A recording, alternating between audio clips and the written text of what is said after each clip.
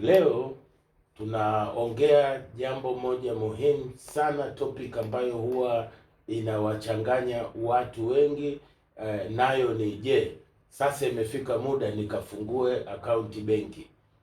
Unafika benki unakuta kila aina ya akaunti ya watoto, akaunti ya muda, akaunti ya hundi, akaunti ya malengo, akaunti nyingi zinaweza zikakuchanganya. Kazi yetu Hazina Connect ni kuondoa ukungu na kuweka vitu viwe clear.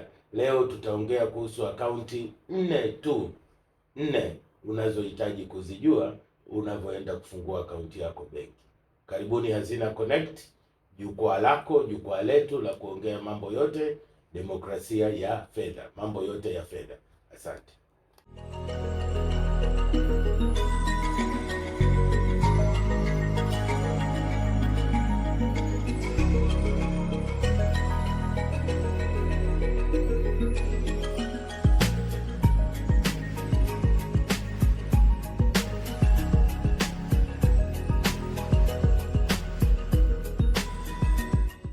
Karibuni tena katika jukwaa la Hazina Connect, ambapo tunaongea masuala yote kuhusiana na fedha, tunapeana elimu kuhusiana na fedha. Leo tupo katika kuchanganua, je, umeona kuna umuhimu sasa wa kufungua akaunti benki, lakini je, nichague akaunti ipi?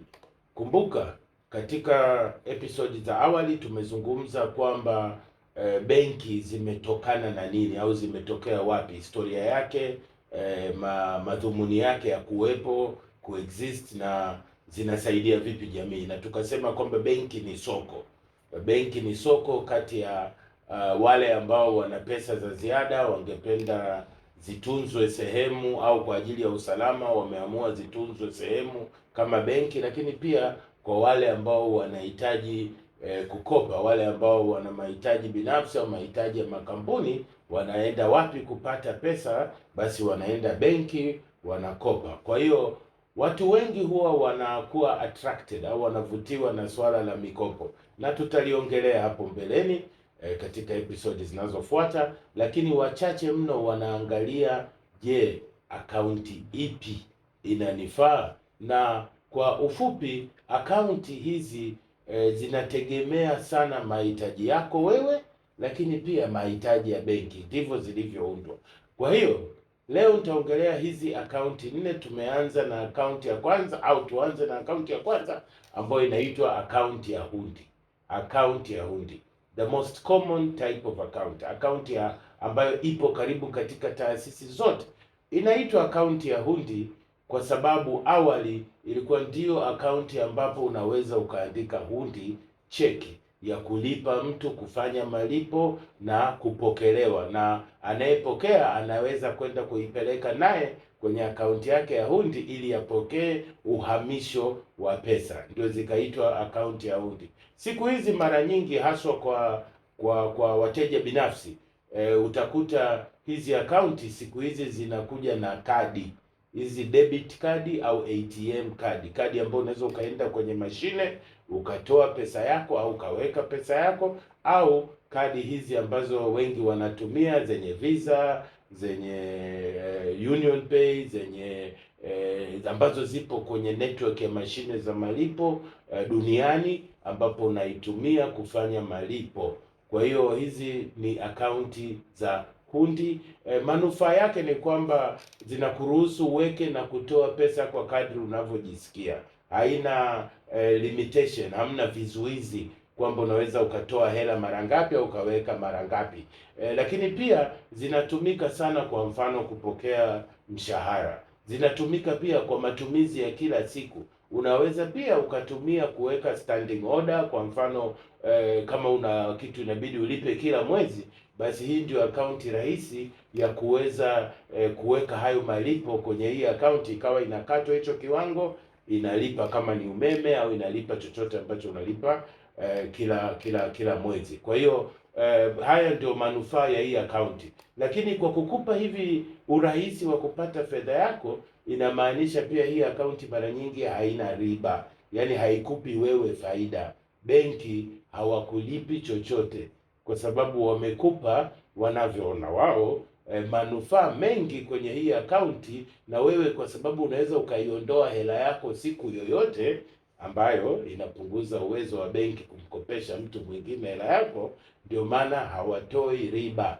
Ni akaunti ambayo kama unataka kuitumia kwa zaidi ya hivyo vitu nilivyoelekeza, basi utakuwa unakosea. Inabidi ufikirie akaunti ya pili.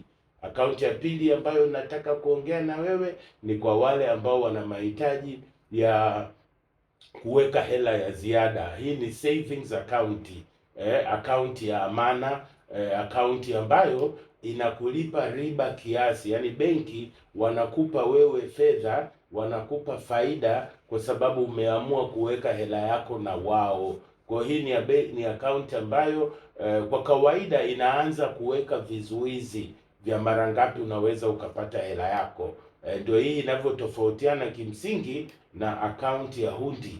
Akaunti ya akiba ni akaunti ambayo unatakiwa hela angalau huo unaiweka kwa muda mfupi, na ni nzuri kwa masuala kama dharura. Kuwa na akaunti ya savings, akaunti hii ya akiba kwa ajili ya kuwekeza hela zako za dharura. Tumesema kwamba ni vizuri uwe na angalau fedha umeweka sehemu inayokuwezesha kuishi miezi 6 mpaka mwaka bila kufanya kazi. Hii ni akaunti nzuri kwa kuanza safari yako ya uwekezaji wa akiba hizi kwenye akaunti za akiba. Lakini pia ukiwa unataka kuweka hela ili baadaye ununue kiwanja, au utakuta akaunti nyingi za watoto ambazo wanatumia wazazi kuweka hela kwa ajili ya watoto, matumizi ya elimu. Basi hizi ni akaunti nzuri, wanakupa faida kwa kuweka kwao, kwa maana ya benki, na wewe huna haja ya kuchukua mara kwa mara. Na jinsi ambavyo unapunguza mara ngapi unaenda kuchukua, ndio riba inaongezeka.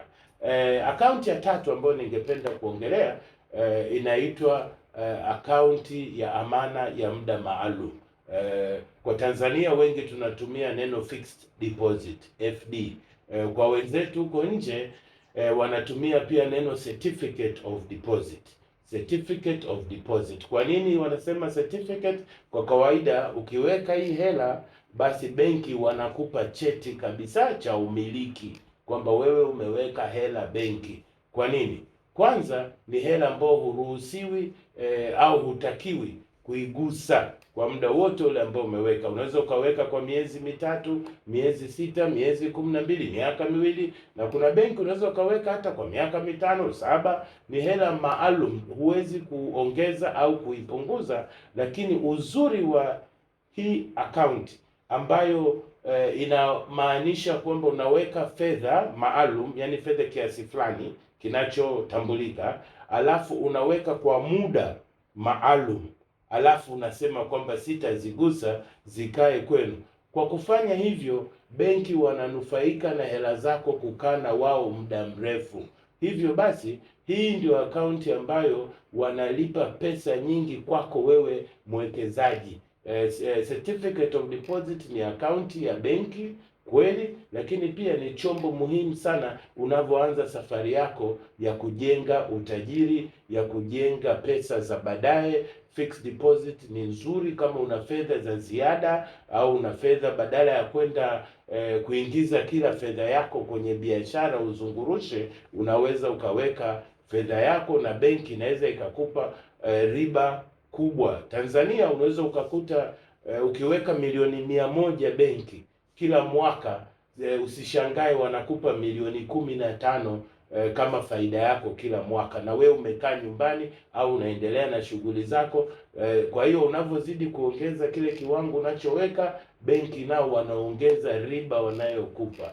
Ni chombo muhimu. Na ya mwisho kabisa ningependa niongelee call account, au wanasema akaunti ya simu. Najua hiyo si translation ya moja kwa moja, sio tafsiri ya moja kwa moja, lakini hii ni akaunti ya 4 ambayo nayo benki wameangalia mahitaji yao, lakini pia na wewe angalia kama inakufaa. Hii ni akaunti kwa watu ambao wanataka usalama wa fedha yao, wanataka fedha yao izalishe wanataka wawe na uwezo wa kuifikia, kuichukua wakihitaji. Kwa hiyo inajumulisha ule ukwasi wa akaunti ya hundi, kwamba huzuiliwi kuchukua hela yako au kuwekwa na masharti mengi.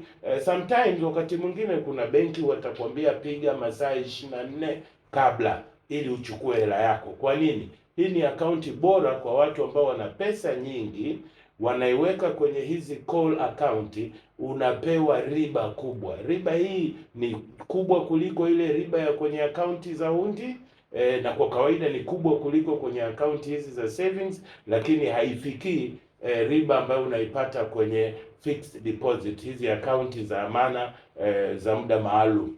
Kwa hiyo tunasemaga best of both worlds, kwamba inajumlisha urahisi wa kupata fedha yako, lakini pia uhakika wa kupewa faida na benki kwa sababu umeweka hela nyingi.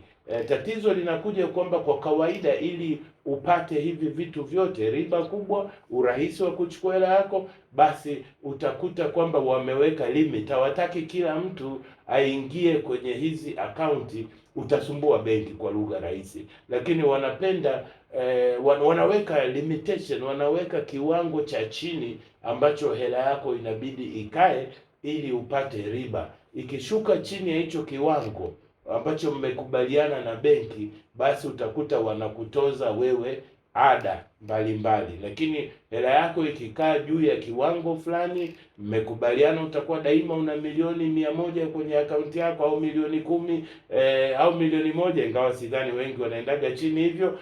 Basi mmekubaliana hicho ndio kiwango cha chini, wewe ili mradi una kiwango cha juu zaidi hapo, basi benki watakupa wewe faida kubwa.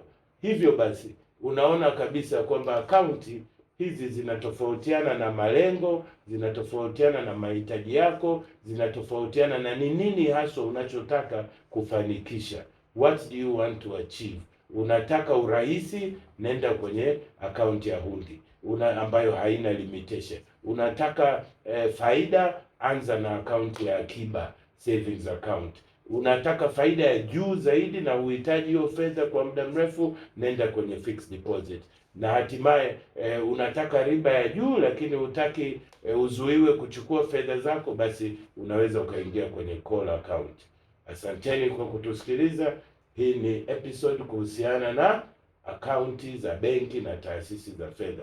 Karibuni tuendelee na safari yetu Hazina Connect. Tufollow mitandao yote ya jamii na hapa YouTube. Asante.